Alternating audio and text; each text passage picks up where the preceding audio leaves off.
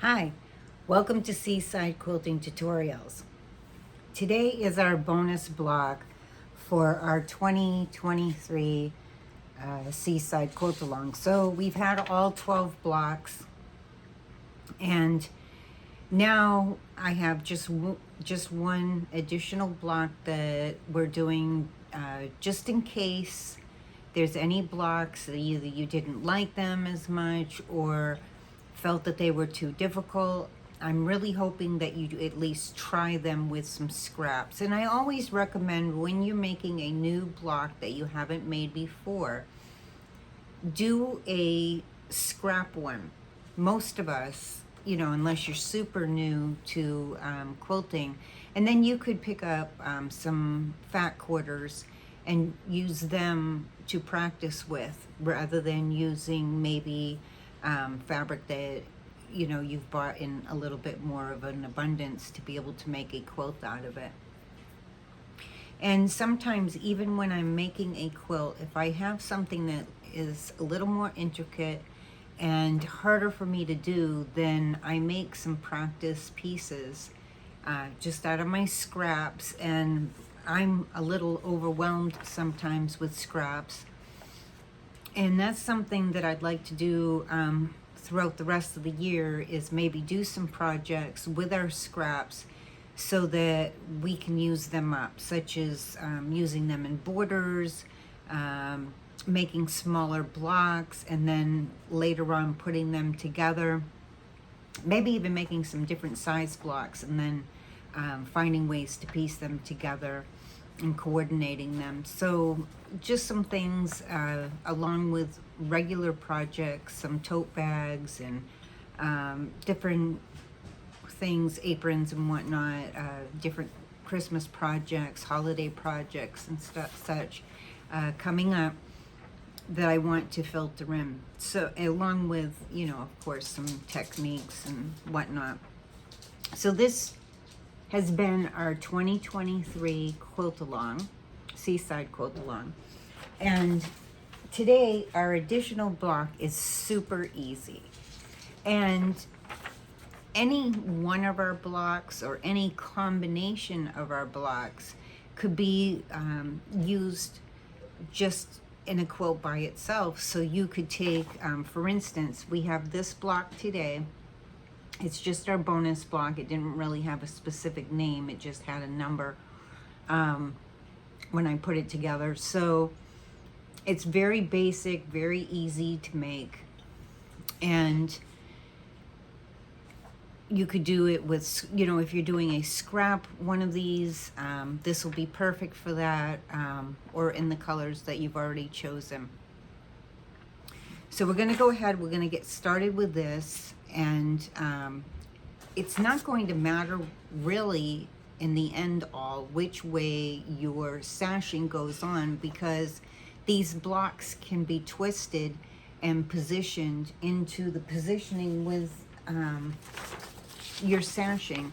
So you can see how the sashing goes along in the quilt.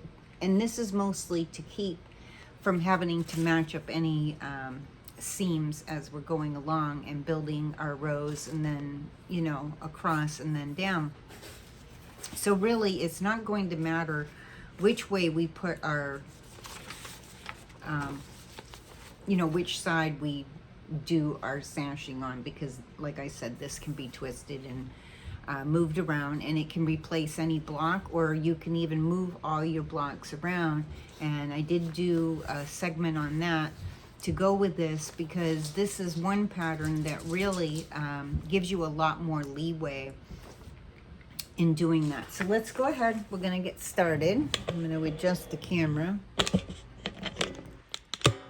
This takes me a moment to get everything lined up so we can see what's going on.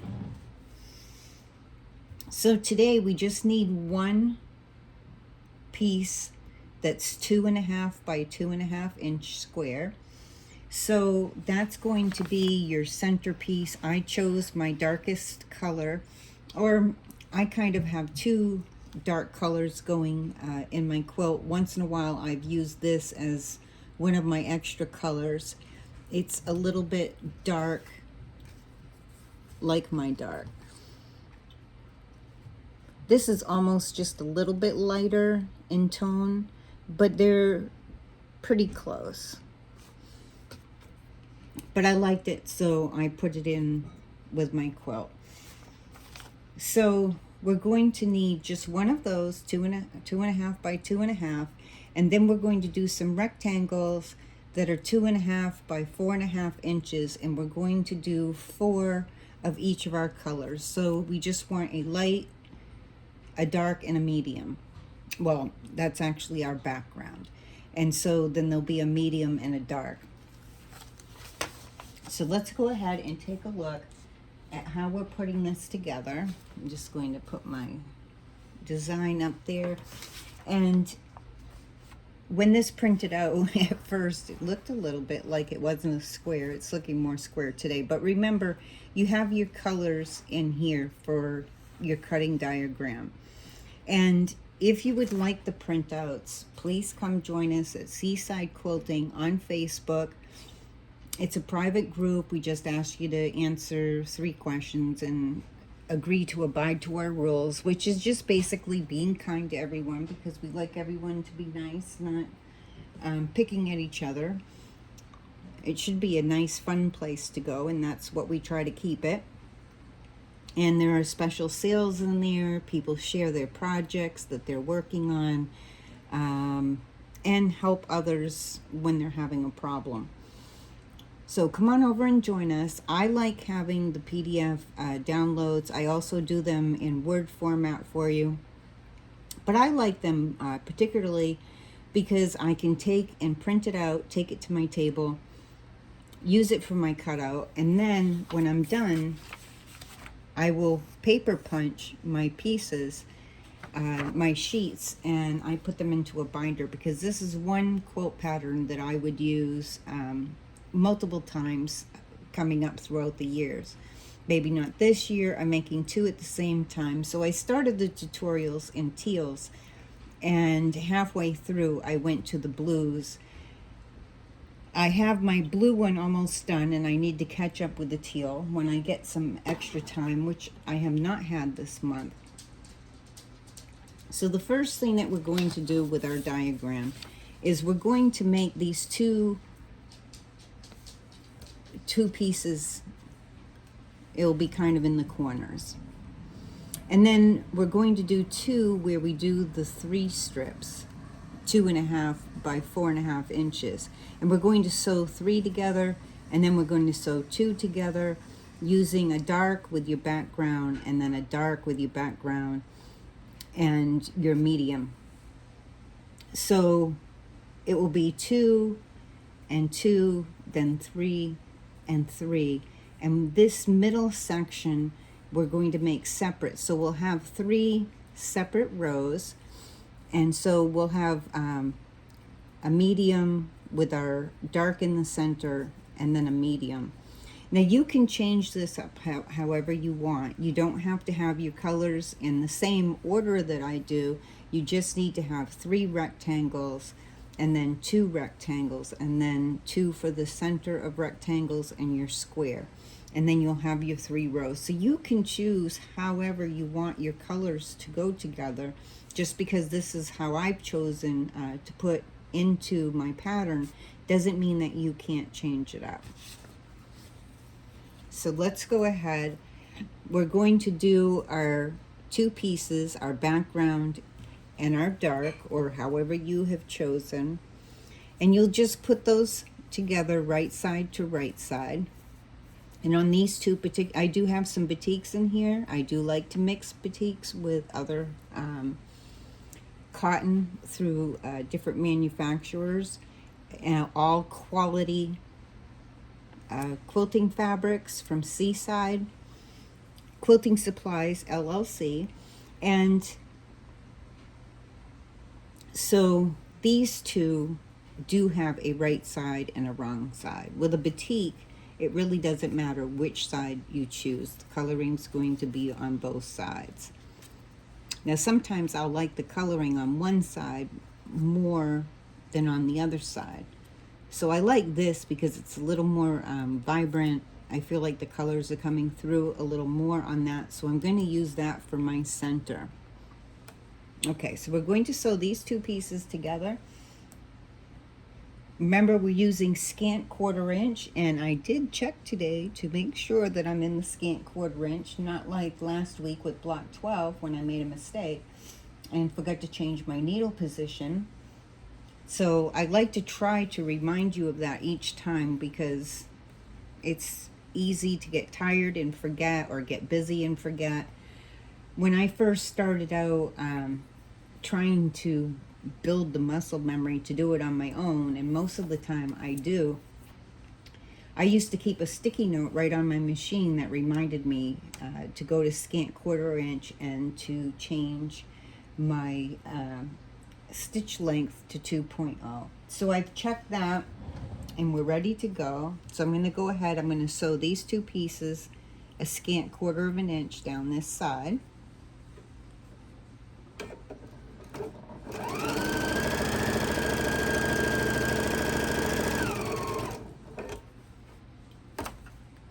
And I've had a super busy week this week. It's been a crazy month.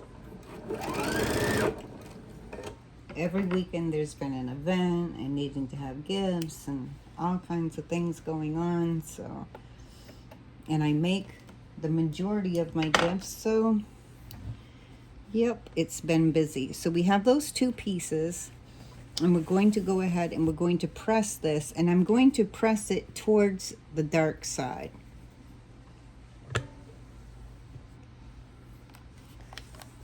So I'm going to set those stitches. It doesn't want to open up for me.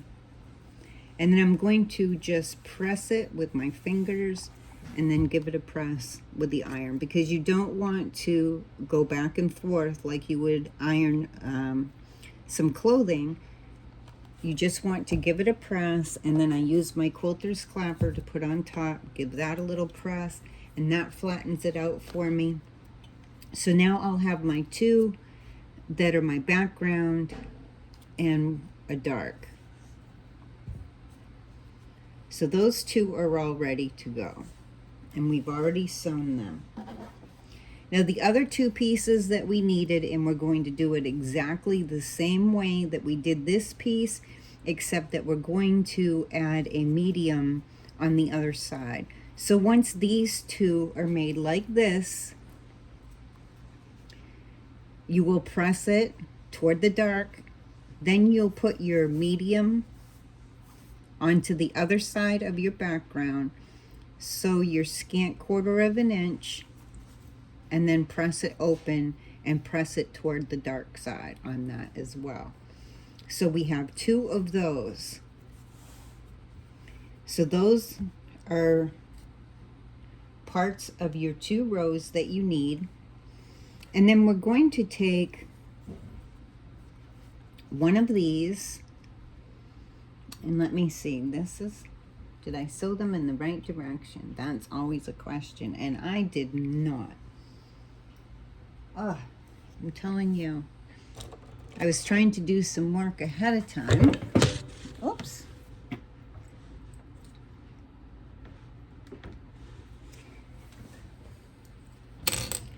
But that's the nice thing about when you go to your next step, that you can check. I am so serious when I tell you that when I'm doing stuff on my own, and I'm not prepping it, and I'm not in a hurry, I don't need to use my ripper as often. But it never fails that when I'm going to do something, film it and be online, that something happens. And that's a lack of my attention. So let me see how this one is correct. It's this one that I needed to change. Or I didn't. No. Ah, my goodness, I didn't even do that wrong, and I took it apart. Can you believe me? So I was correct the first time. I just started looking at my design and thought, oh, I sewed that the wrong way. But I did not. So I'm just going to re-sew that real quick.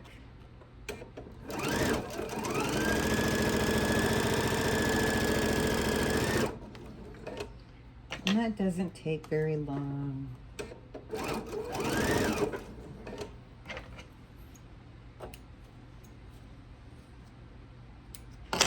Okay, I'm going to give that one more press since I took it apart, just to flatten my seam out and take care of these threads that are poking through. There we go.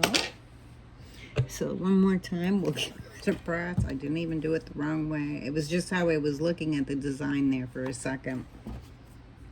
And that's easy to happen with a pattern,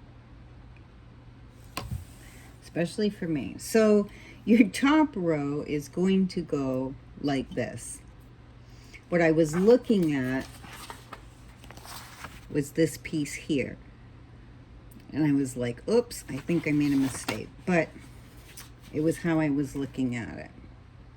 So then your other piece for this row is going to go like, let me get this out of the way.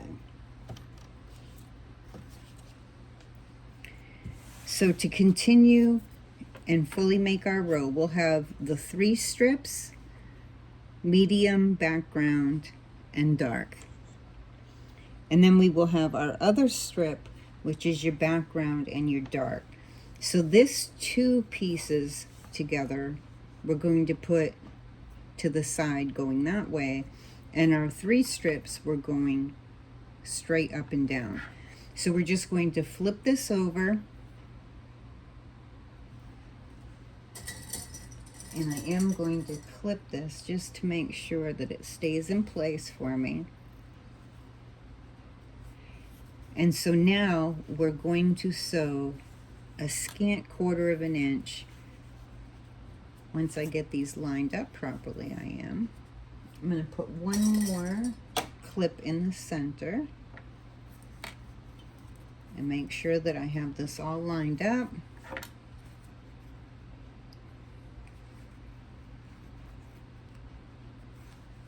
So we're going to do our scant 1/4 of an inch down this side with our right sides together. And you know, I had just put that ripper away saying, oh, I don't need that today, because I'm doing an easy block.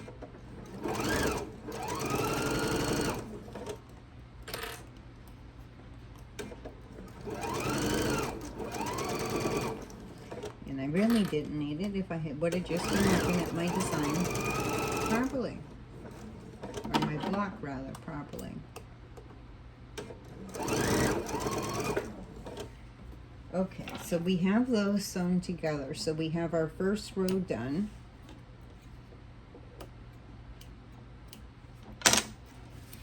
And we're going to give this one a press as well.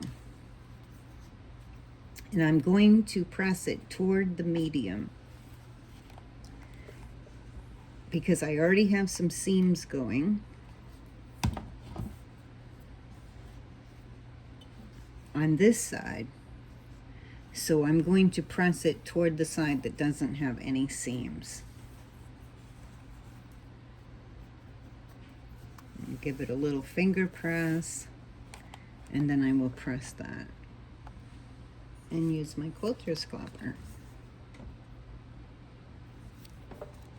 And I know I repeat a lot of this stuff, but it really is helpful. So that's our first row. Oops, upside down. So we have these 2 that we pieced, and then these 3 that we pieced. So that's our top row. And then we're going to do our bottom row. So our bottom row will be our dark, our background, our medium, and then this side gets flipped. So it's going side to side. So that's our dark and our background going this way. And once again, we're going to fold this over, we're going to clip it, and then we're going to do our scant 1/4 of an inch down this side.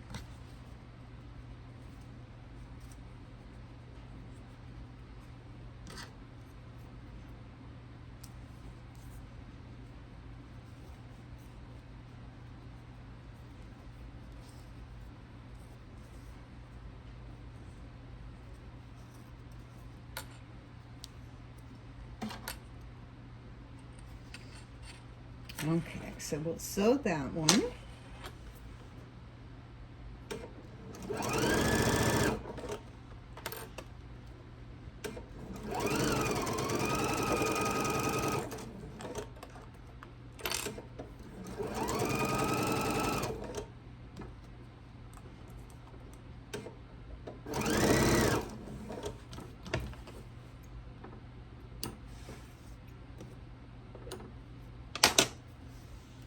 And once again, we're going to press it toward, let me see.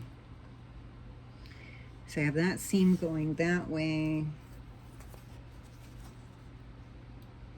And I'm going to press this towards that, which is going to be fine. In my middle row, I'll do my seams opposite. So once again, I'm going to press this open. And if I have to change any direction of those seams, I'll do that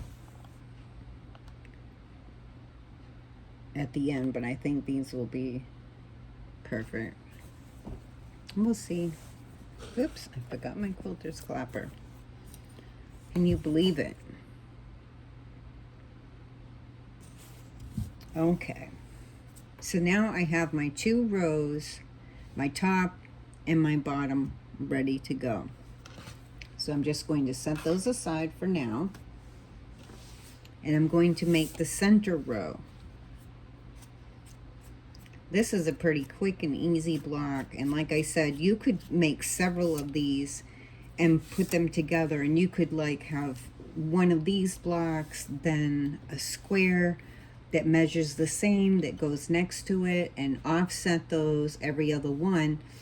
As many rows as you want across or as many rows as you want down, and you'll have yourself a quilt just with this block alone, and a blender. So you could use like a block like this, then pick one of your colors to be your square that opposes it, and that would be a beautiful table runner or a beautiful quilt. Okay, so our center, we're going to have a rectangle of our medium with our dark in the center, and then another medium rectangle. And we're going to put these 3 pieces together, so they'll be the center of that piece there. So we're just going to, well, it's easier to fold the little one over, so I'm going to fold it over and give it a press. Well, I'm going to stitch it first, sorry. A scant 1/4 of an inch down this side, and then we'll give it a press.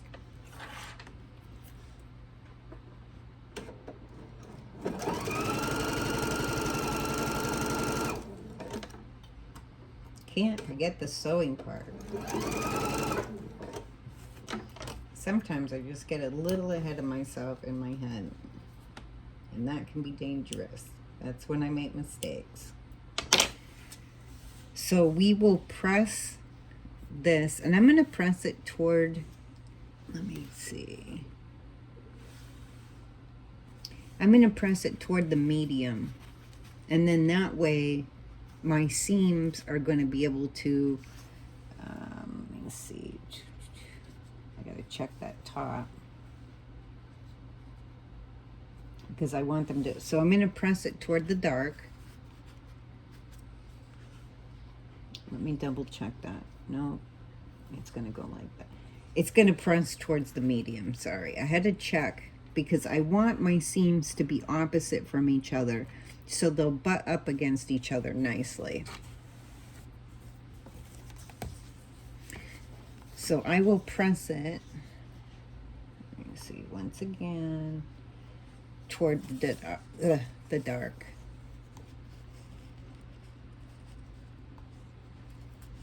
So just finger press that open.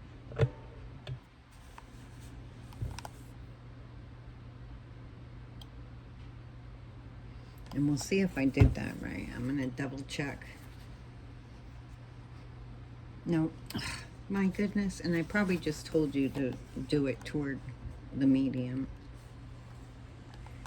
So just go back over my seam. It's not a problem if you've pressed it going the wrong direction like I just did. And let me see, yes. And you can see here, I have both of my seams going in toward the medium. So now I'm gonna have it go out toward the medium. So that way when I put my rows together, my seams are going to butt up against each other. So let's go ahead and we'll put the other medium onto the other side of that dark.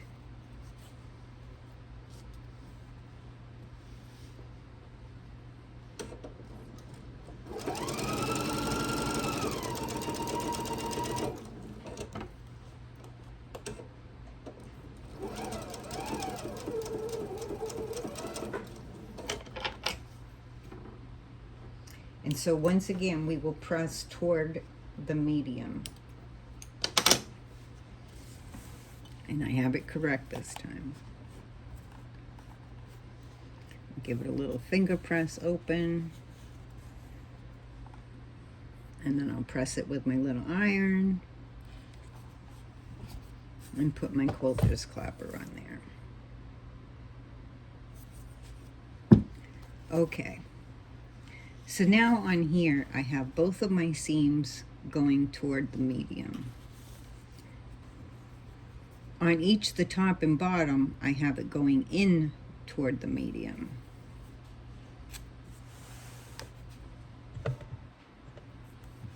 So we're going to take our top and our middle, and we're going to put these two together. So we're just going to flip this up. And the first thing that I'm going to do is I'm going to clip my end together.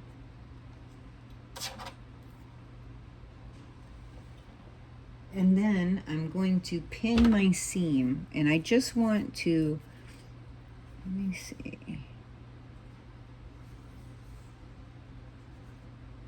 It's right there that I need to match my seam. So I'm going to make sure that they butt up against each other, just like that. And I kind of wiggle it a little bit with my finger because then I can feel when they're up against each other.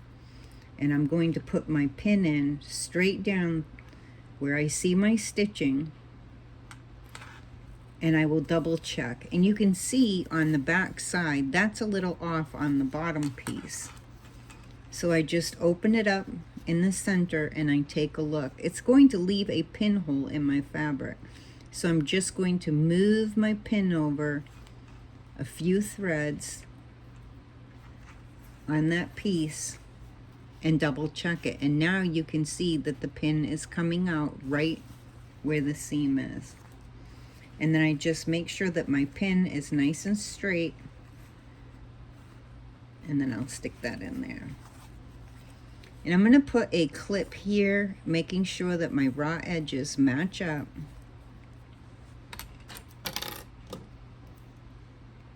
So it doesn't shift as I'm sewing across. And I'm going to do the same thing with this seam here that I did for the other one.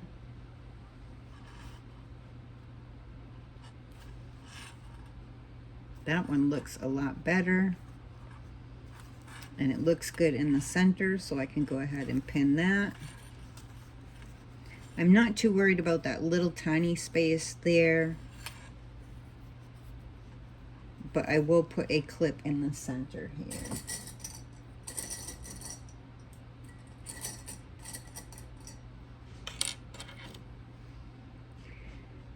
So now we're going to sew this a scant 1/4 of an inch all the way across there to join our top and our middle.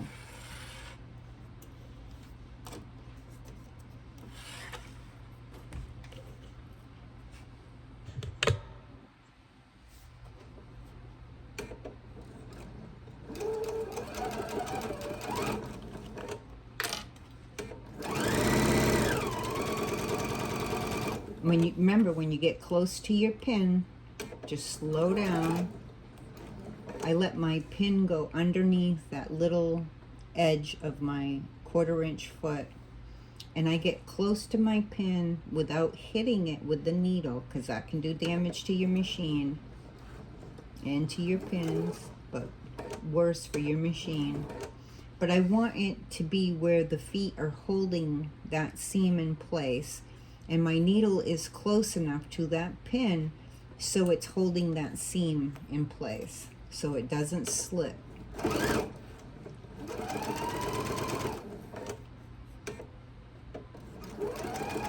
And the same for the next one.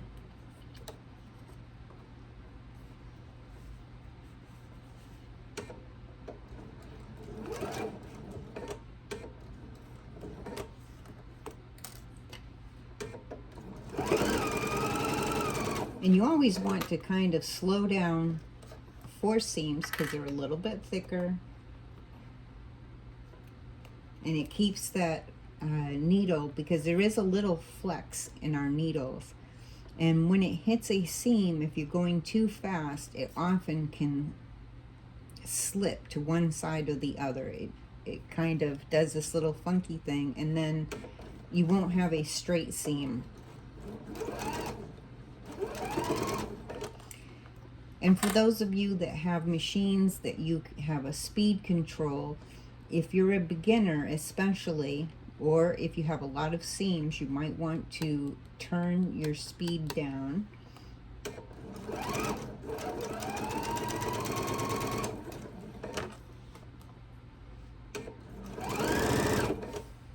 Okay, so now we have our top and our middle together.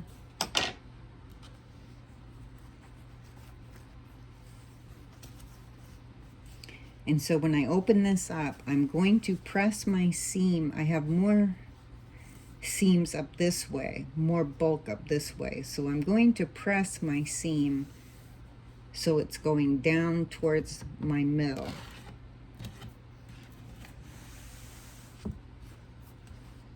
I try my best to keep as much bulk out of my seams as possible. If I have a super thick seam section, I will put my quilter's clapper on there overnight. So I'll give it a press and then I'll set, and I have multiple quilter's clappers now, and I will set them on a heavy seam overnight, and you would be amazed at how flat those pieces will be the next morning, even just a few hours later. So if you left it on for a couple of hours, it's amazing. But a lot of times I will put my blocks together and then I'll just set quilter's clappers on any thick seams overnight. That way when I go to long arm it, it's a lot smoother and flatter and easier for me to just buzz through and do my quilting. So now we have both our top and our middle sections joined. So now we will join our bottom section, which is pretty much in reverse of this side. So we'll just take this and we'll flip it up. Once again, we'll clip our end together. When we get to those 2 seams that need to be joined together, once again, we will butt them up against each other.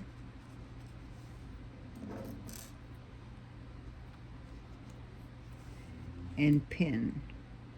And I like to use pins when I'm matching up seams because I can see that they're staying straighter. And I almost had it there. Just had to move it over a thread or 2.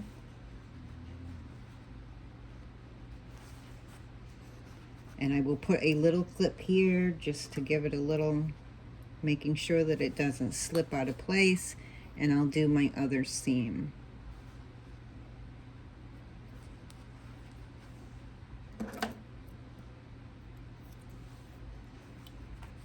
I know this is kind of repetitive. If it's too repetitive, feel free to bounce forward.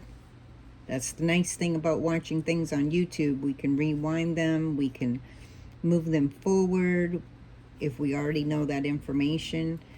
I repeat it a lot for beginner sewers. I just want to make sure that I'm covering all that you need to hear about. Once I get my end so it's lined up over here, I'm going to line these raw edges together, and I'm going to clip there as well. And it may seem excessive, but I don't want my raw edges to slip. So sometimes if you don't clip, your backside will slip down and you won't have the straight seam that you thought you had. So once you have this all lined up, you're going to do your scant 1/4 of an inch all the way across this edge.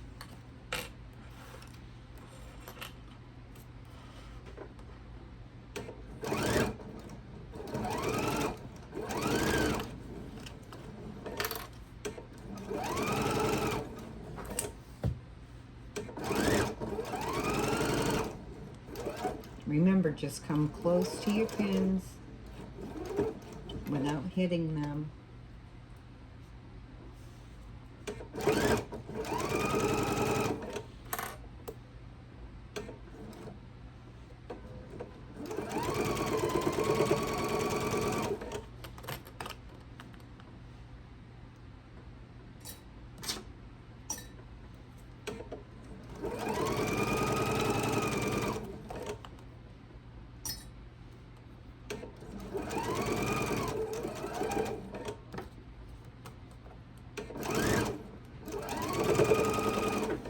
Now, once we press this, it will complete our block except for adding our sashing. So once again, I want to keep the bulk down, so I'm going to press this seam toward the center. So I'm just going to give it a little finger press there.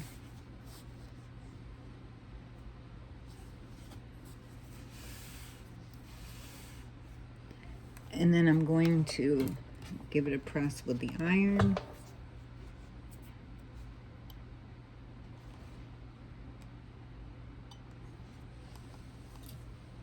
And stick my quilter's clapper on there. I do have a longer quilter's clapper that would go across, but I don't want to reach across the screen to get it. So I'm just going to use this one for now. So that completes our block for this week, our bonus block. Now, those of you who watched my block 12 know that I goofed up, and even though I kept telling you to sew a scant 1/4 of an inch, I had forgotten to move my needle over, which messed up my block. And I was going to remake it, but I decided, since I'm doing a bonus block with all of you, and this came out just wonderful, I'm actually going to replace that block 12 with the bonus block.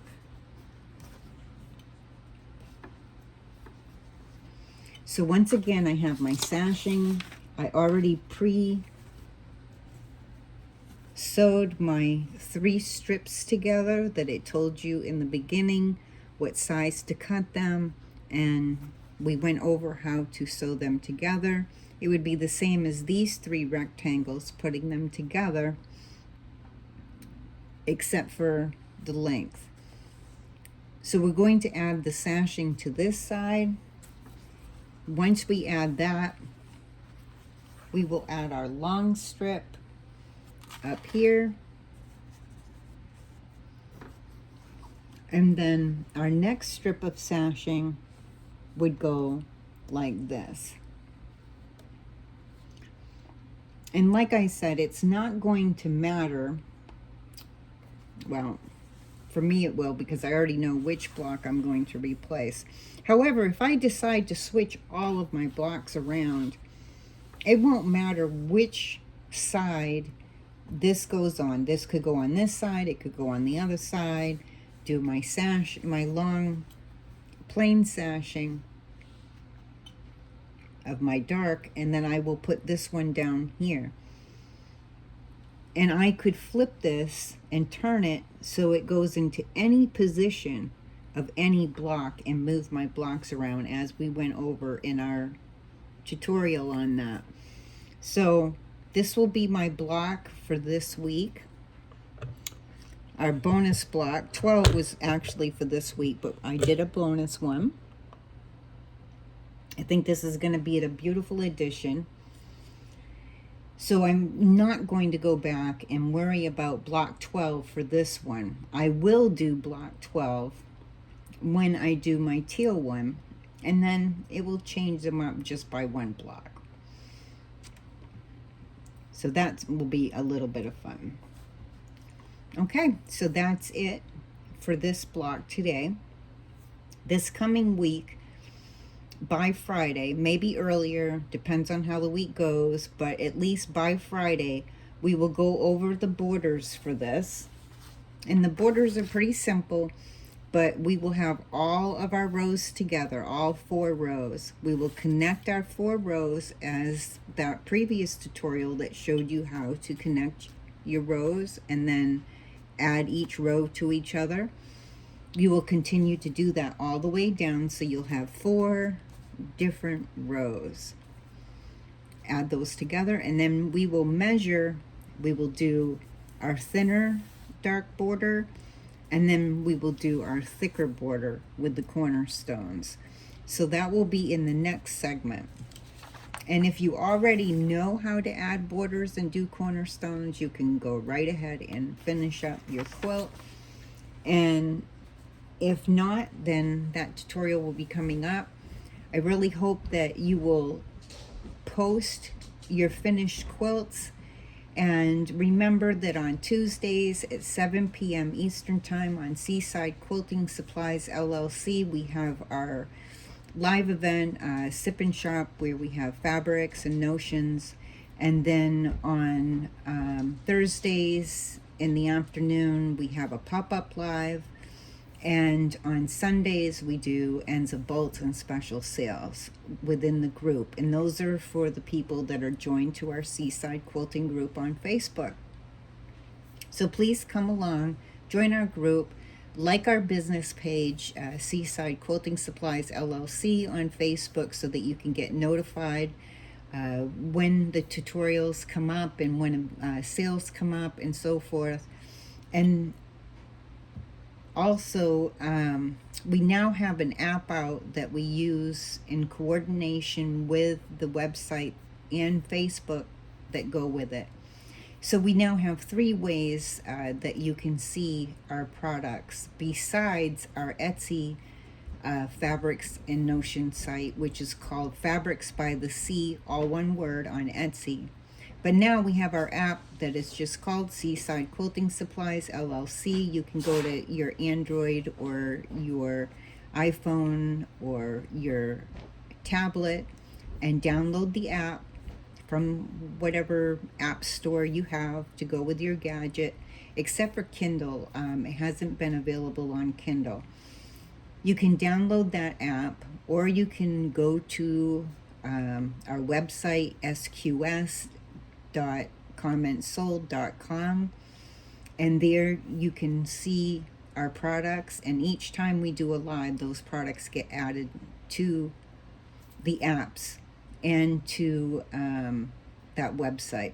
So anytime you can go back and see how much of that product we have left, or find thread and needles and other things. They're constantly being added. It's taking a little while for us to get our inventory in there, but little by little each day, Barb adds more and more content in there, so it makes it easier to shop.